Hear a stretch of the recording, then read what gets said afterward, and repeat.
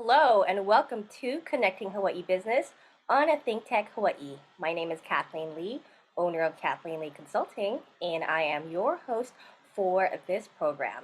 You can catch all of our ThinkTech Hawaii shows on thinktechhawaii.com as well as on ThinkTech Hawaii's Facebook and YouTube channel.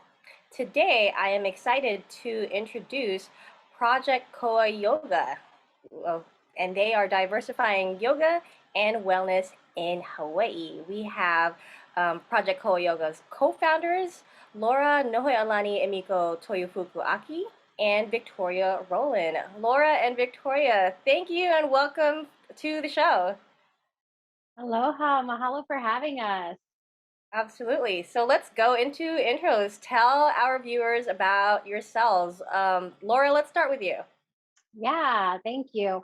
So as you mentioned, my name is Laura Nohealani, Emiko, Toyofuku-Aki. Both of my parents are from here on Oahu, but I actually was raised on the mainland in California because I was a part of a military family.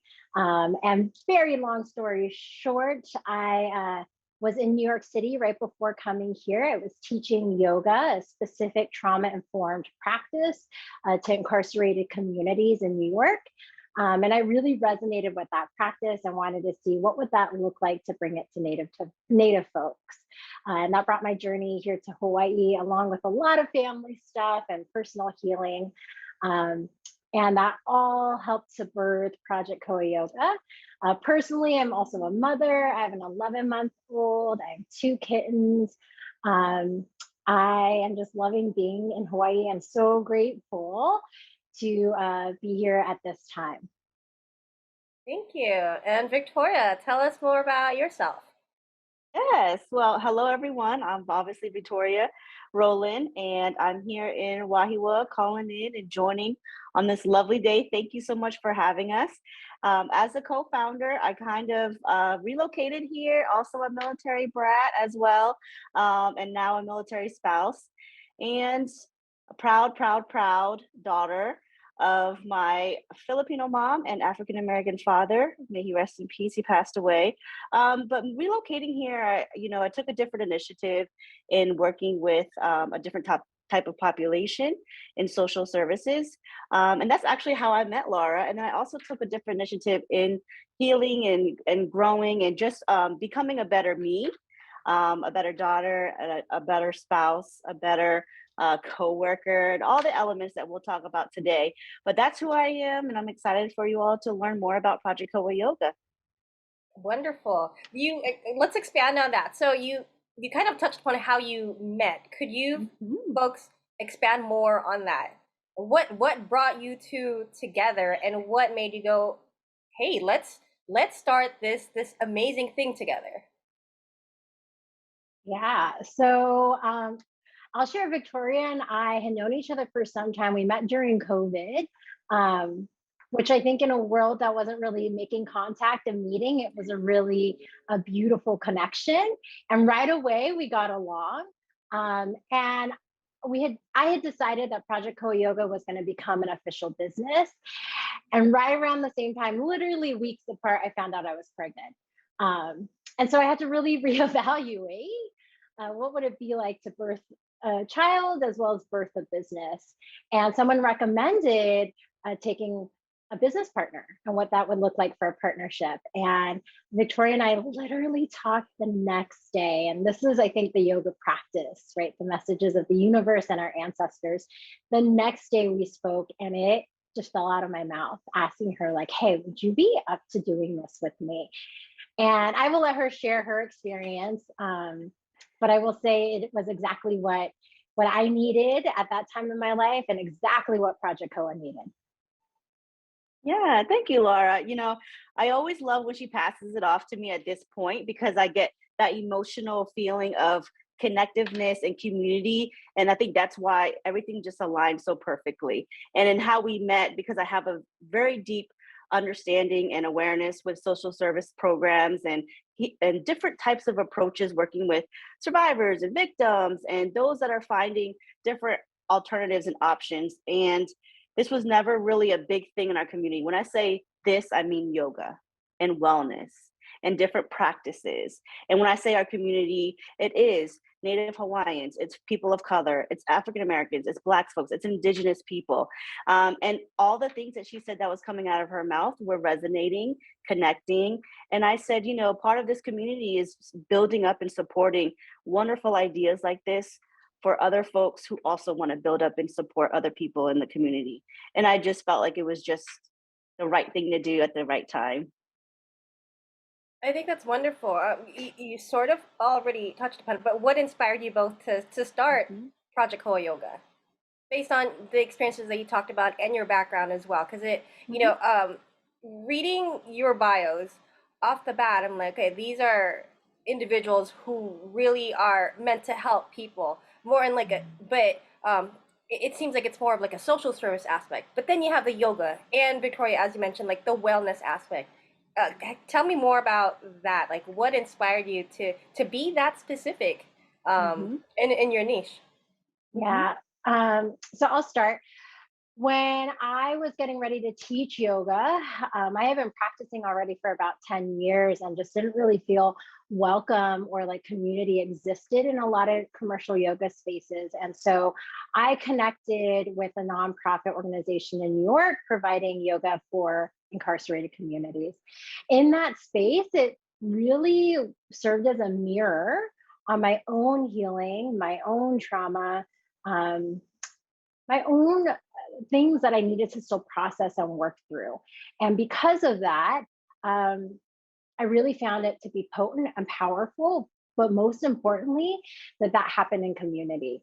And so that was really the idea that this is something magical. And when coming to Hawaii, it started by looking around and seeing who's doing this work. I'm a big believer if someone's already doing it, like let's all do it together. Again, this is the community piece, and I couldn't find anyone doing the work. And so I just started reaching out to nonprofits, like literally sending emails out, and had a hard time getting folks buy-in. And I found out a lot of the reasons why, and we can talk about those later. Um, but I knew that it was powerful. I knew that there was a lot here, and I just needed to find a way to provide this specific skill set. And I think a big piece of the skill set is showing folks that all these tools are available to you if maybe you're even already doing that, right? Maybe you already recognize you have them, but the one thing we all have is we have the strength and resiliency inside of us. And so we're just kind of shining a light on that piece of people. Yeah. And I think for me, just to kind of support this idea, coming from someone, right, with that social service background, um, this is healing, right? You think that yoga is this wonderful community of just like healing folks, but it's so much more, right? It is an actual $1 billion business. It runs, it operates, it has entities and components and plans and strategies. It's not a hey, I just want to, purchase this plan, and I'm going to be a part of this yoga teacher. And being someone in that community that's outside of yoga, of the business of yoga and the billions of dollars that are connected to it, I didn't understand how it wasn't inviting to the other part, which is the social enterprises, the social services. And when I met Laura, that was her initiative. That was the gap that was missing in Hawaii. We have studios, we have practices on the beach, we have all the things that people think of when they think of yoga and wellness, but they don't see the backside of it because these are still our people. These are still our mothers and daughters. These are still our fathers, brothers.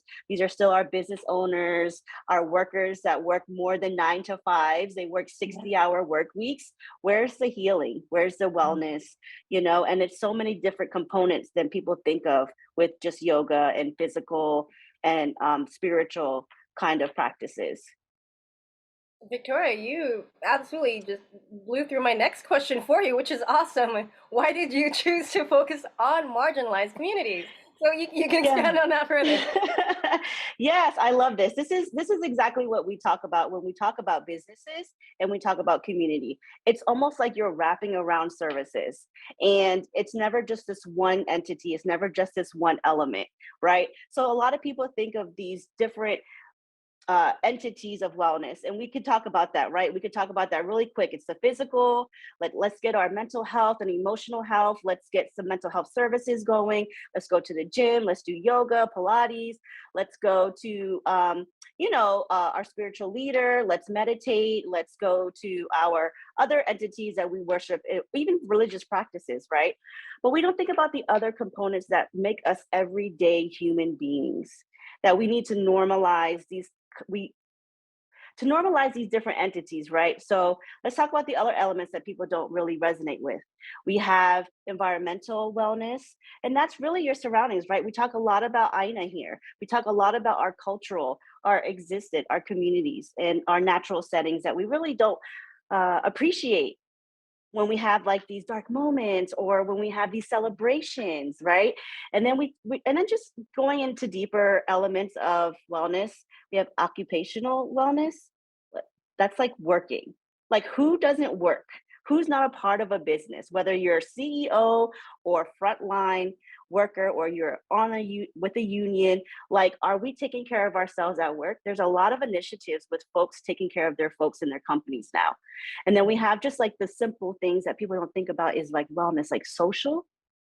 Like, you gotta be a really strong person. Like Laura said it, right? She's like, during COVID, people were very isolated. People weren't connecting and building relationships. So some of social awareness was really off.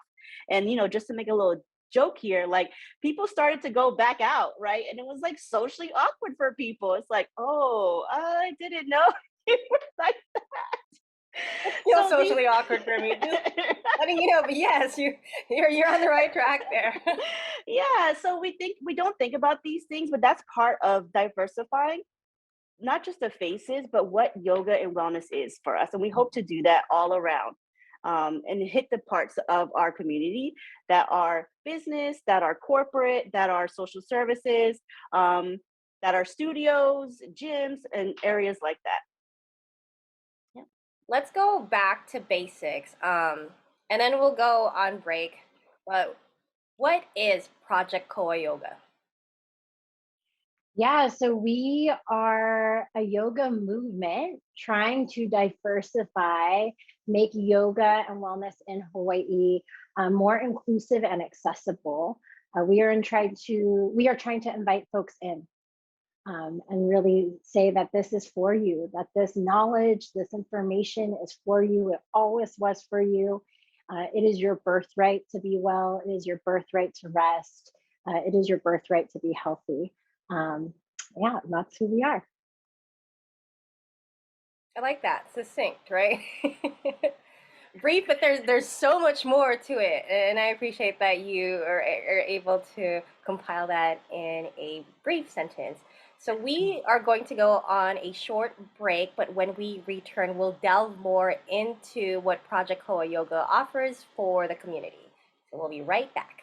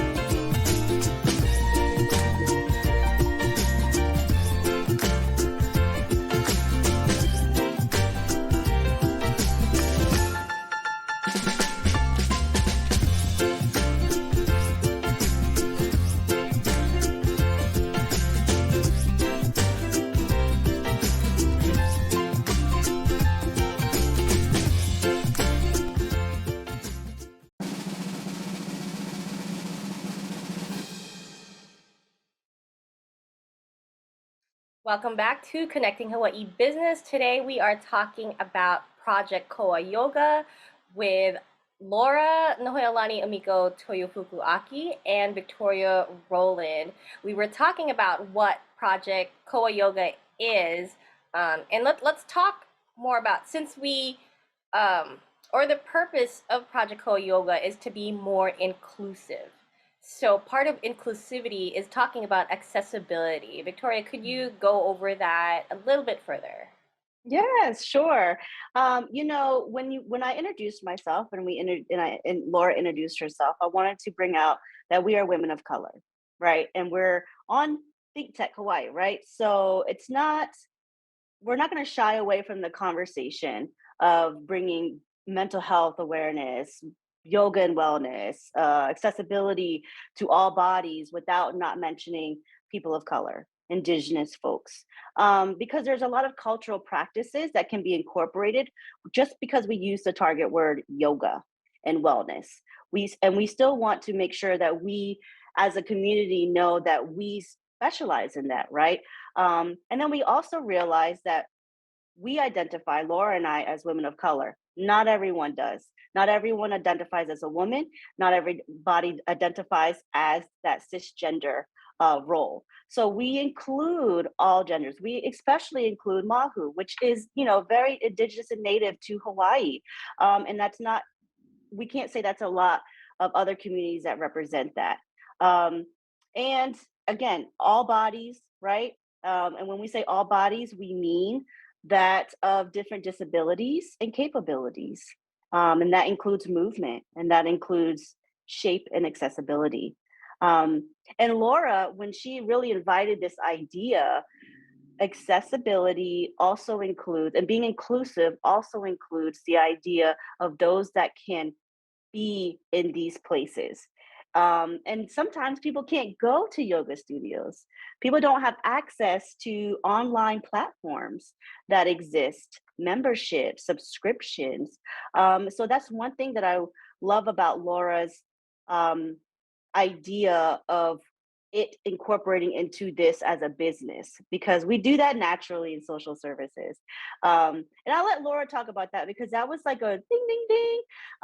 And it was like, wow, we can do this. We can bring it to people that it's normally not accessible to, and they're not included in this dynamic. Yeah, thank you, Victoria. Mhm. Yeah, so to really, again, repeat that we focus on BIPOC, Black, Indigenous, people of color, and QTIA Mahu. And that's who we center as our teachers, that's who we center as our students, because oftentimes, in regards to yoga, wellness, health, access, those are the communities that are left out. And Victoria was mentioning that 8 dimensions of wellness, and you can find out more on our website. But the big piece of the huge barrier in the yoga community in America and in the West can be financial access. And I think a part of that is as designed. It is designed to be exclusive. It is designed to be aspirational. Um, but the other side to that is it makes it exclusive. And we are really trying to change that model and change that dynamic here. And so the way we did that is by setting up a business model that is specifically designed to remove that barrier. And that was how it started from the very, very beginning. Um, and yeah, do you want me to share more about this business model or wait? Yes, yes, share more, Okay. please. Okay, perfect. So our first part of our business model, how it started was we started offering yoga directly to social service providers, nonprofits on the island. We're working with Native Hawaiian populations.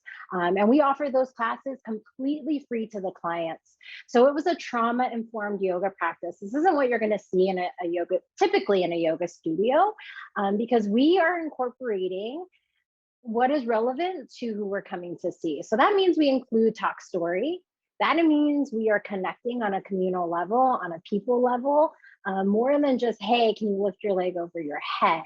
And I know that's like really simplifying yoga and yoga in the West, but you're trying to make it more than just the asana. We also do movement, somatics, and yoga asana. We do meditation, we do pranayama, we do all these other pieces, but we went directly to sites. So the barriers we are thinking about in that is financial access. Clients don't have to pay. These are clients who are houseless, who are dealing with substance use, with abuse. The last thing they need to worry about is a $25 fee to get into a yoga studio or yoga class. We are eliminating the transportation. So we are going to a lot of these folks don't have cars, right? So they're taking bus lines. A lot of studios aren't accessible on bus lines. And then if there is a disability, how accessible is a studio to folks who need to go upstairs, who need to find different ways and guides to get around spaces.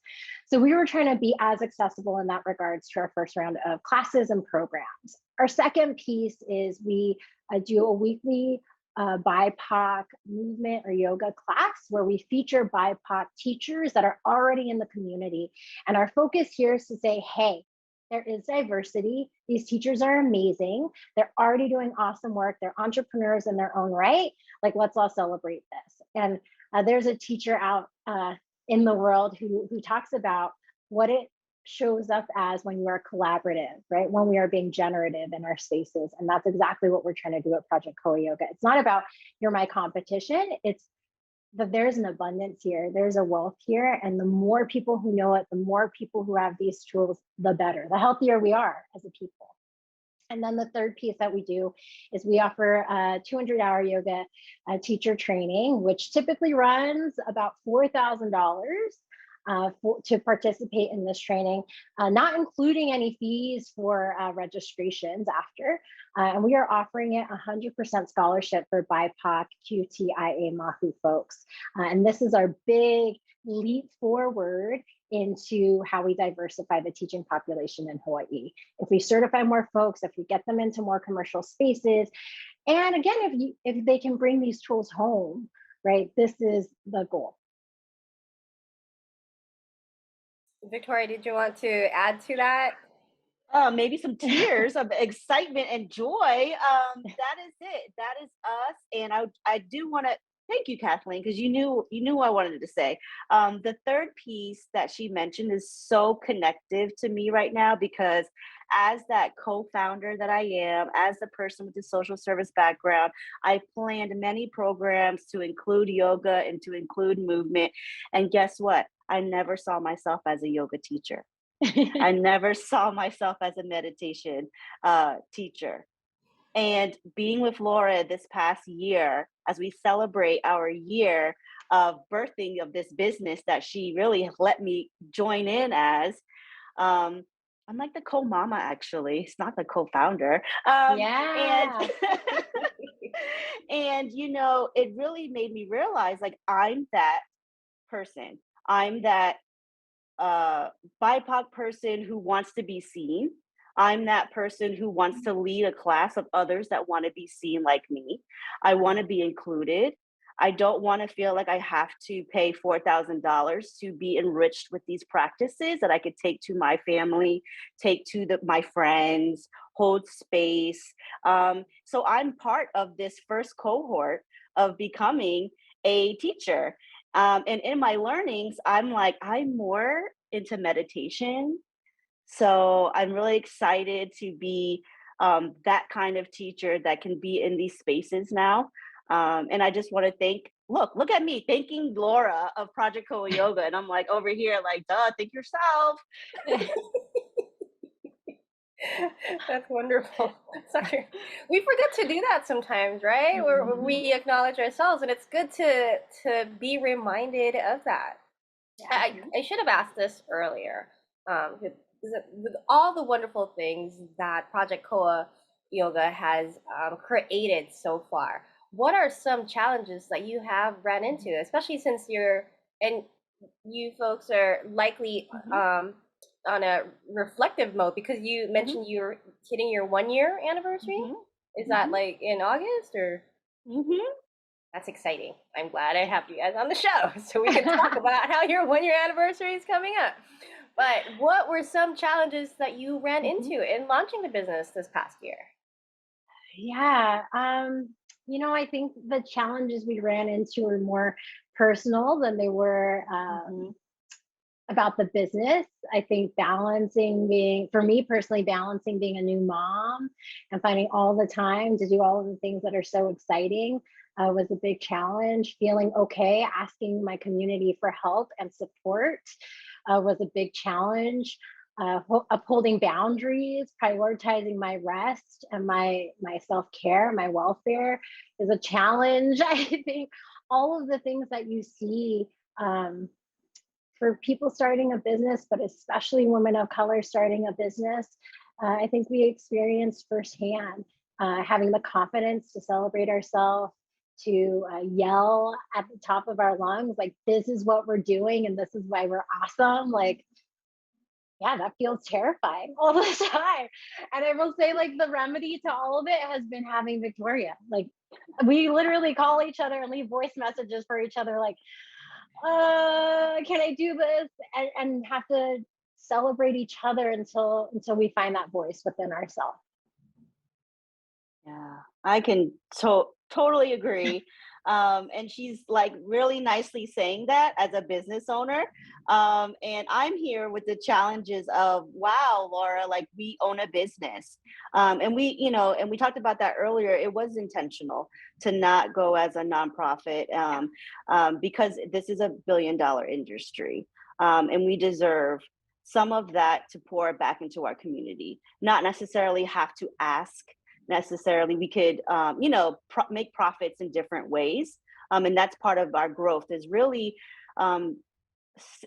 facing those challenges, right, and working in our community, and like she said, asking for help as business owners in this field of where it's not predominantly women of color, which which is not necessarily like a biggest strength challenge, but it could be a strength too because it helps in other areas of our life. But the first year, like any other business, we have those natural challenges of taxes and what's the profit? Where's the profit here? Yeah, yeah. But I do appreciate how you talk about that, though, and the decision that you made, because I think as women of color, we can take up space. Like, it's okay to do that. And I'm glad that you folks are out there spreading that message and setting that example, saying, hey, we can do it in this way, in the way that we're doing it. I think that is absolutely wonderful. Are there any lessons learned that you would like to share with anyone who may end up watching this program?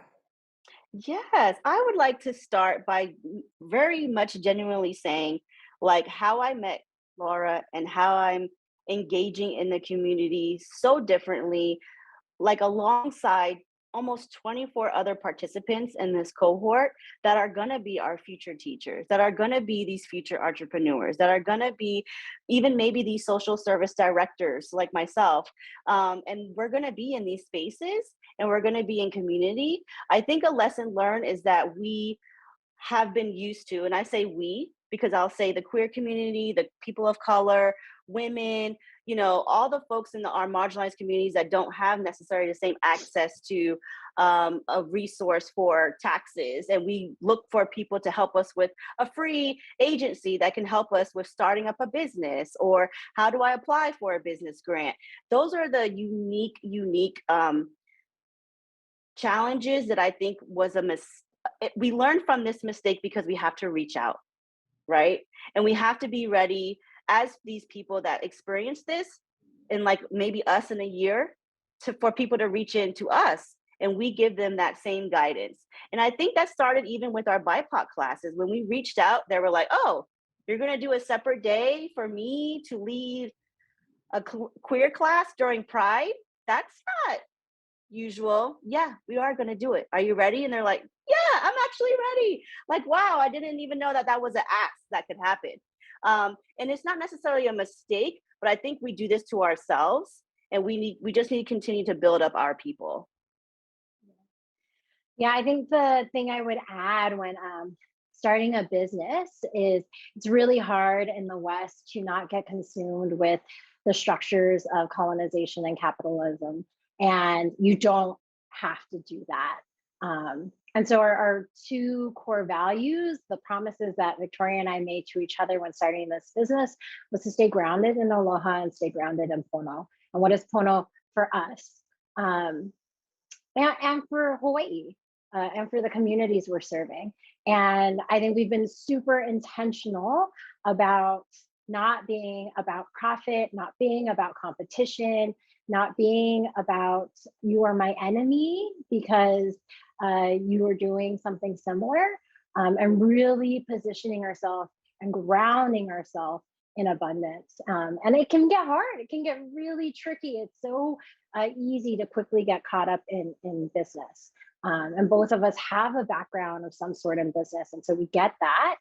So it takes a lot of mindfulness, a lot of intention to say, like, that's not who I'm becoming. That's not who I want to be. That's not who I want to be as co-mama of this business. And that's not the type of ancestor I'm becoming. And so when we think about that and we keep reminding each other, like, what is the purpose? You know, what are we fighting for? What are we doing? And what we are trying to do, the things we are fighting for, it takes energy. And that energy has to go to the work of Project Koa Yoga and not to all the other things.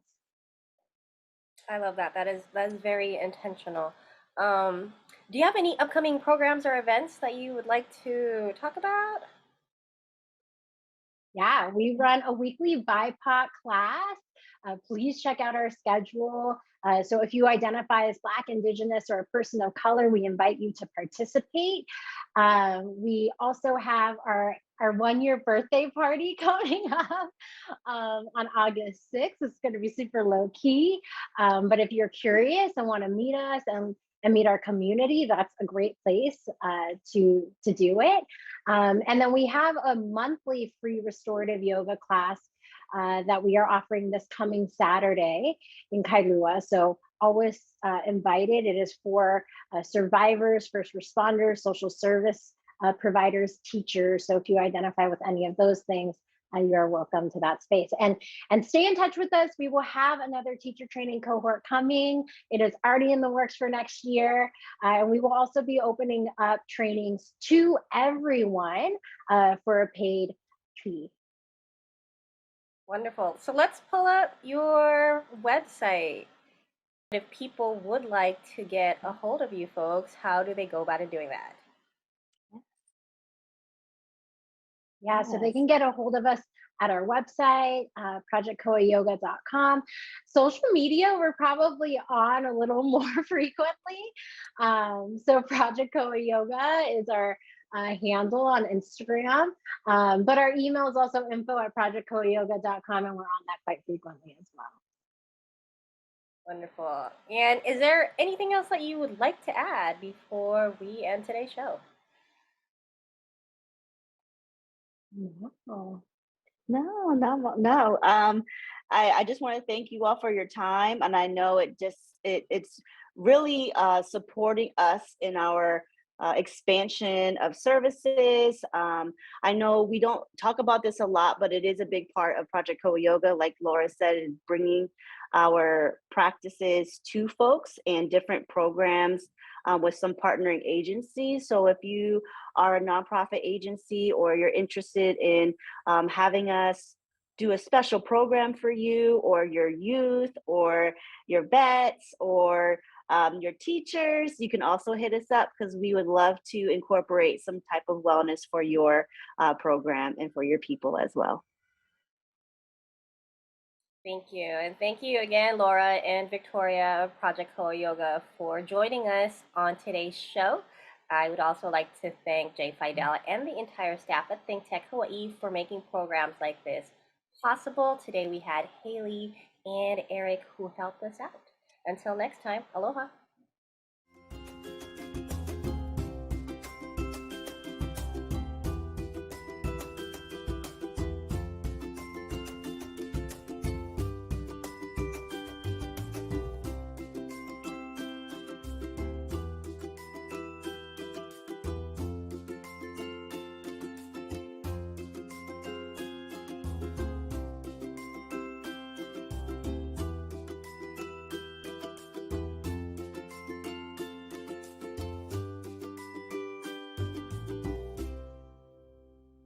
Thank you so much for watching ThinkTech Hawaii. If you like what we do, please like us and click the subscribe button on YouTube and the follow button on Vimeo. You can also follow us on Facebook, Instagram, Twitter, and LinkedIn, and donate to us at thinktechhawaii.com. Mahalo.